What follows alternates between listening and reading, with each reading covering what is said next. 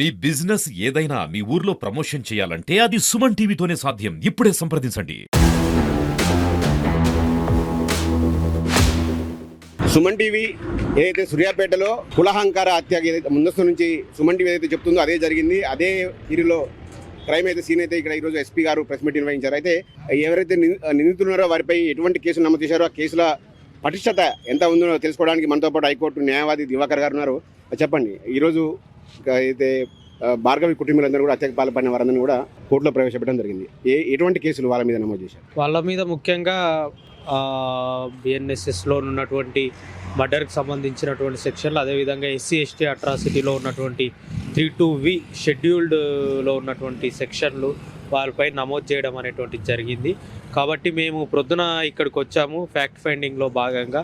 కాబట్టి ఇక్కడ పోలీసులను ఎస్పీ గారిని కలిసాము. ఎస్పీ గారిని కలిసి ఆ సంబంధిత బాధిత కుటుంబానికి వారికి ప్రొటెక్షన్ కల్పించాలని చెప్పి కూడా ఎస్పీ గారితో మాట్లాడాము. అదేవిధంగా బాధితులు చెప్పిన వివరాల ప్రకారం ఏంటనంటే పోలీసులు కొంత ఈ కేసులో శ్రద్ధ చూపట్లేదని వాళ్ళు కొంత బాధ వ్యక్తం చేశారు.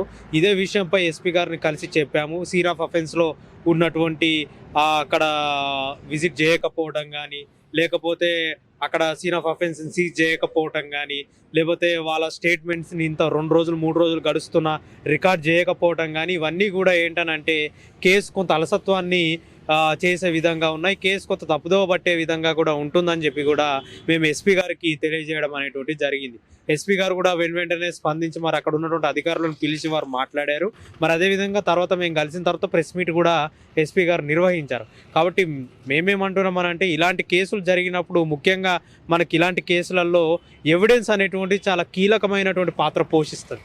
కాబట్టి ఎవిడెన్స్ ఎవరు కలెక్ట్ చేస్తారయ్యా అంటే పోలీసులు ఎప్పుడైతే చాలా అలర్ట్గా ఉండి ఇలాంటి కేసులు అయినప్పుడు ఎవిడెన్స్ మ్యానిపులేట్ కాకుండా ఈ సంఘటన జరిగిన వెంటనే స్పాట్లోకి వెళ్ళి అక్కడ ఉన్నటువంటి వాటిని సీజ్ చేసుకోవటం, వాటిని తీసుకోవటం, స్పాట్ని ఎమ్మటే ఎవరు రాకుండా రిస్ట్రిక్టెడ్ ఏరియాగా మార్చటం, ఇవన్నీ చెయ్యాలి బేసికల్గా. కానీ పోలీసులు 2 రోజులు 3 రోజులు గడపగా వస్తుంది. అయినప్పటికీ కూడా సంఘటనా స్థలము, అదేవిధంగా సంఘటన ఒక దగ్గర జరిగింది, అదేవిధంగా బాడీని ఇంకొక దగ్గర డంప్ చేశారు.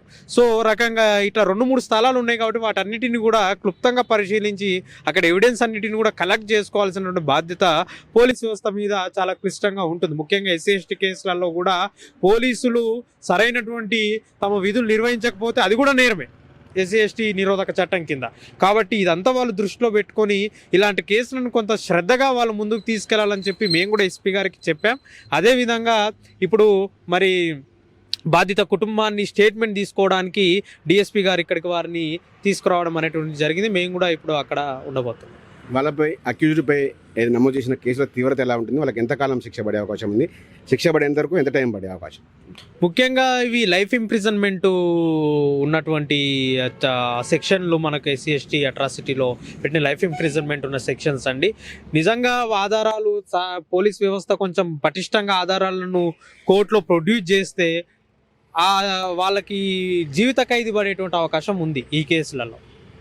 కాబట్టి దానికి పోలీసులు కృషి చేసి ఎక్కడా కూడా ఎవిడెన్సెస్ ఎక్కడా కూడా కొంచెం కూడా నిర్వీర్యం కాకుండా చూడవలసిన బాధ్యత మేము కూడా మా తరపున వాళ్ళని రిక్వెస్ట్ చేస్తూ ఉన్నాం.